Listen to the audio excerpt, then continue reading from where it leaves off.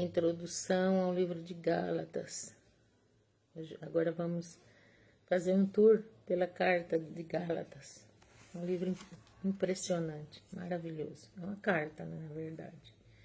Não há cristãos de segunda classe. Um protesto contra a traição. Mas ainda que nós mesmos, um anjo do céu, vos anuncie outro evangelho além do que já vos tenho anunciado, seja anátema. Nós vamos ver isso em Gálatas 1:8. Paulo está irritado, é quase possível ver que seu rosto está vermelho, com as marcas da tensão visíveis em seu semblante. Em geral, ele saúda os leitores brevemente e depois os elogia calorosamente.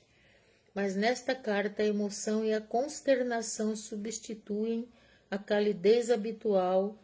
Uma crise ameaça os Gálatas e Paulo inicia sua carta com uma irada expressão de condenação dos responsáveis.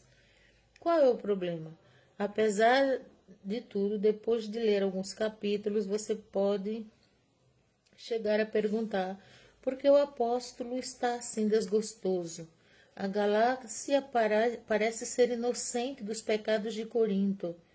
Paulo não fala aqui de incesto ou idolatria. Ele traz à consideração, em contrapartida, questões judaicas de todos os dias, tais como a observância de certos dias festivos e o exercício de certas práticas antigas, especialmente a circuncisão. Mas qual é a crise? Paulo podia já prever o resultado final da maneira de pensar dos Gálatas. Ao enfatizarem indevidamente a sua herança judaica, logo iriam desvalorizar a obra de Cristo, começariam a confiar em seu próprio esforço humano, sua obediência à lei, para obter a aceitação de Deus. Gálatas 3, de 1 a 5. Se os Gálatas prosseguissem nesse rumo, o fundamento do Evangelho se desmoronaria. A fé em Cristo se converteria simplesmente em mais um dos muitos passos para a salvação. Em vez de ser o único, o próprio Evangelho ficaria deformado. Gálatas 1, 6, 9. Uma perigosa estrutura classista. Paulo via outros perigos que ameaçavam o futuro da móvel igreja cristã. Como cidadão romano de origem judaica que falava grego, o idioma internacional daqueles tempos, e ele conhecia muito bem a inata tendência humana de desprezar os outros. Os cidadãos romanos desdenhavam dos não-romanos, e os gregos olhavam os romanos de cima para baixo. Os judeus, com sua história exaltada e sua religião altamente desenvolvida, sentiam-se superiores a outras culturas. A existência dos Gálatas na rígida observância das regras judaicas teria seus efeitos colaterais inevitavelmente. Certas distinções sutis iam se introduzindo entre os cristãos. A fé em Jesus Cristo está bem, mas uma pessoa circuncidada que guarda a lei de Moisés, bem, isso é bem melhor. Tais pensamentos já haviam infectado dos estimados